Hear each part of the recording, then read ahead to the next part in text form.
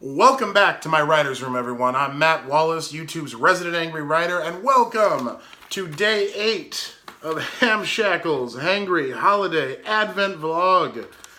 We're still keeping it going all December long. I'm feeling a little better today. I still sound kind of like crap, but I actually feel a lot better.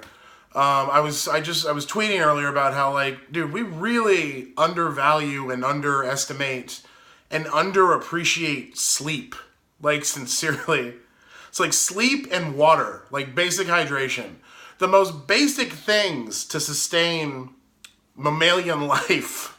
We really, in this wacky modern age of ours, with everything burning around us, we really take that shit for granted. I got a good night's sleep. I got some juice and hydrated, and I felt a million times better this morning. I was really thinking about how, like, sincerely, that's something we've almost left entirely in the past, this idea of actually getting a good night's sleep and basic hydration. So seriously, sleep and drink water. I know that's such a basic ass message, but I really mean it. It's like, it's life, and we tend to focus on the wrong shit so much of the time. And you know, our schedules and just trying to survive and all that crap, it doesn't make it easier either, but seriously, sleep and hydration. So yeah, today, because again, all through December, the Advent vlog, I'm dedicating each episode this month to a member of Team Hamshackle and talking about what they want me to talk about. Yesterday was dedicated to Avery Lathem, who wanted to know what I was reading and favorite books, and I did that.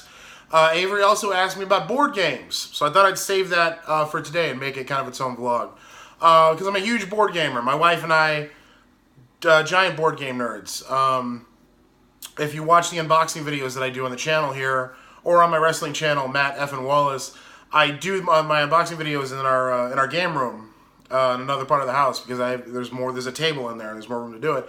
But in the game room, in the background, is part of our board game collection. So and a lot of people have seen that. A lot of people have actually asked me about it, Avery among them, so thought I'd get into it.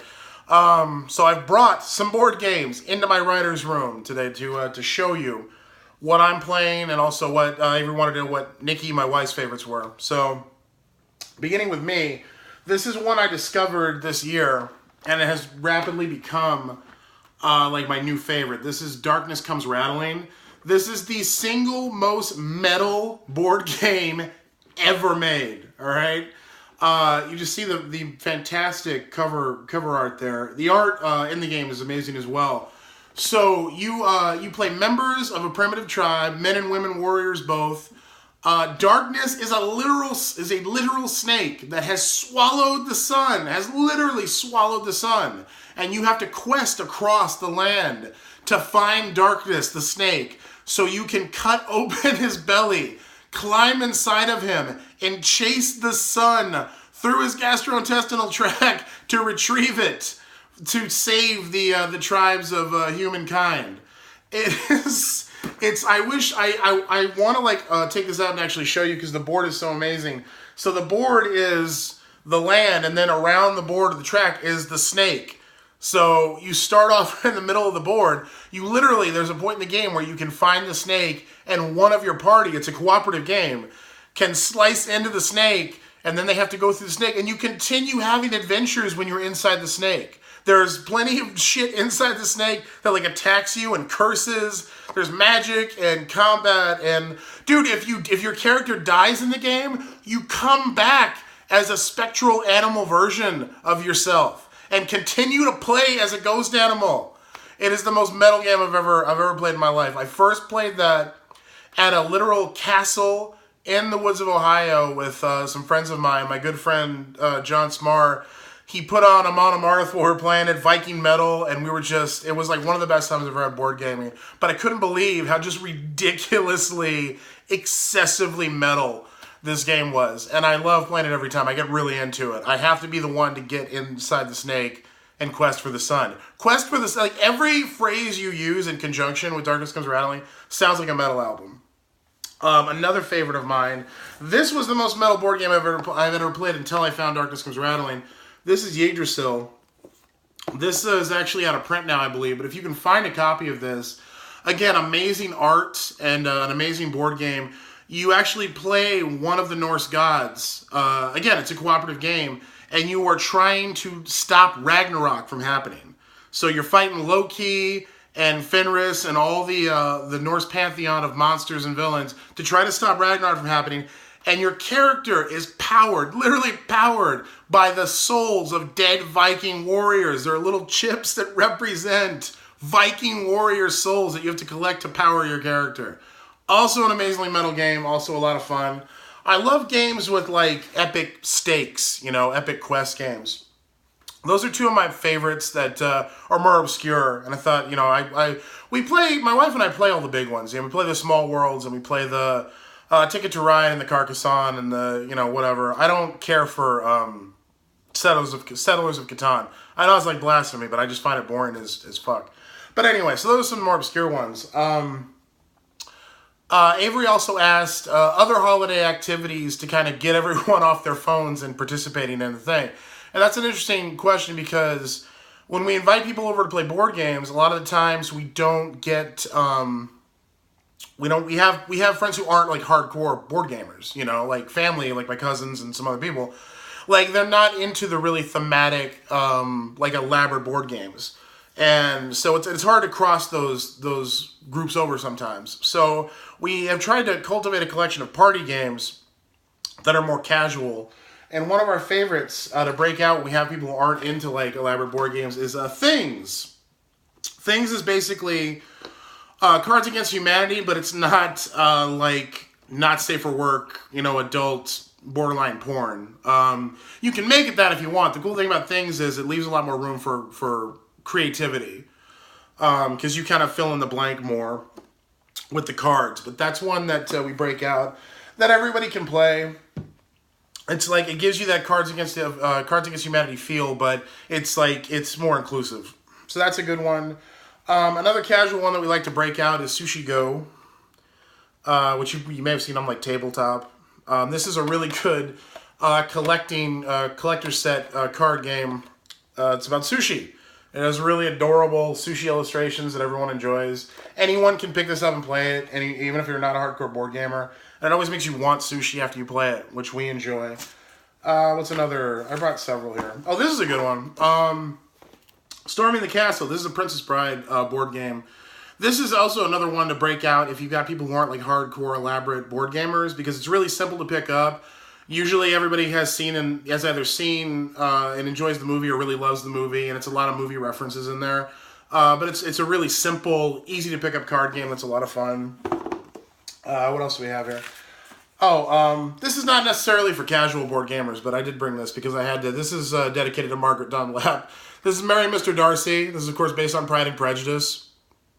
And the whole point is to marry well in this game. And the reason I enjoy it, you wouldn't think I'm somebody who would pull out Marry Mr. Darcy. The cards in the game, if you view them from the context of now, are just really hilarious, man. It's like the running theme through the cards in the game is that the militia, the local militia, are like the rock stars of the period. Like they're the ones that all the ladies lust after, and it's so absurd. Like literally the cards that are like, you know, you blush at a mention of the militia, lose 2 points or whatever the fuck it is. So whenever we play it, I get on these endless riffs about the lifestyle that the militia enjoys. You know, that they're basically the White Snake 80s cock rock band of the period. I enjoy that. It's a fun game. There's a zombie expansion, so you can play the zombie version of Pride and Prejudice if that's your thing. It is more casual. It's not necessarily for everybody, but it's one we enjoy. So those are some of my favorites. Nikki really loves like Takanoku. That's one of her favorites because of the panda. She loves A Touch of Evil, which is from Flying Frog. It's like a thematic dice rolling game, but it has a little more strategy in it than like Fortune and Glory or ones where it's all completely random and dice based.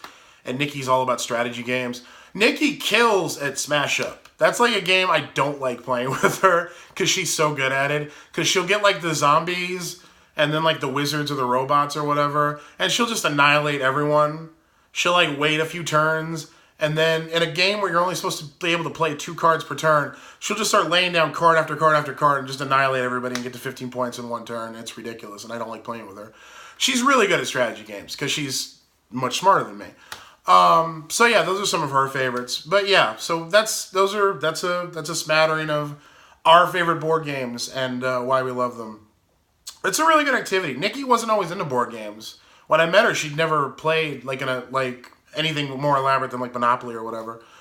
Until she started board gaming with like me and my friends, and then she got addicted to it. And now we have a massive collection. We've had to like curb it lately because we have so many that we haven't learned to play yet. We need to like catch up. And two of our best friends own a game store, which does not help. But anyway, so yeah, Avery, that's the second episode dedicated to you. That was about our board games. I hope you enjoyed it. I hope everyone else enjoyed it too. If you're not into board games, I recommend looking into it. There are board games for everyone, I've discovered. Whatever your level of interest, level of involvement, preference in like complexity, there's always a board game out there, and it's a good activity to get everyone together, and a good excuse. Because we need an excuse these days, which is weird. It's strange to like just invite someone over to sit and talk. There has to be a pretense. We're very strange. We've become very strange socially. I don't know what that's about. Very closed off. Anyway. Things that are going on. The Hamshackle's Hangry Holiday giveaway is still a thing. Link to that video in the description below. I'm giving away 2 amazing prize packages here on this channel, and 2 wrestling-themed prize packages on my wrestling channel, Lathem Wallace.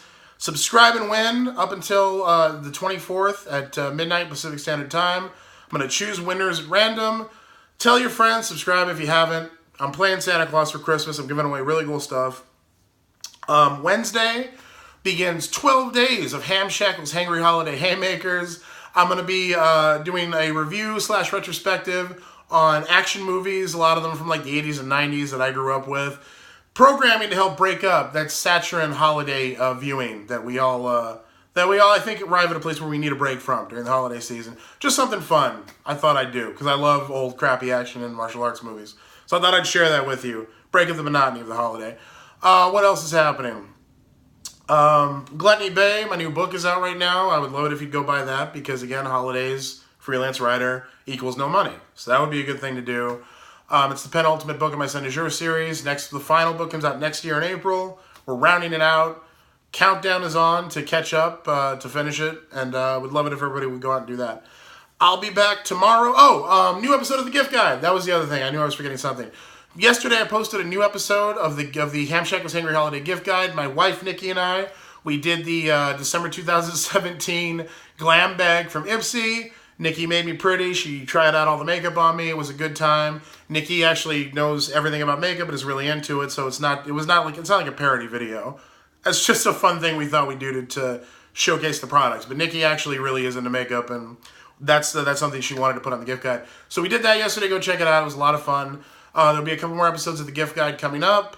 I'm still doing unboxings on my wrestling channel, Lathem Wallace. If you're a wrestling fan, I just posted a new one yesterday. I did the Lucha Loot for November 2017. Go check that out.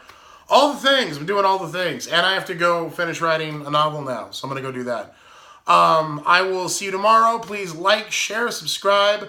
Leave a comment. Let me know what you'd like me to talk about in the Advent vlog. I will dedicate an episode to you and answer your question or take your request. Whatever you want me to talk about. You have carte blanche. Also leave comments. Let me know what you're thinking of the vlog here, what I'm doing. Yeah, I am Matt Wallace, and I will see y'all tomorrow.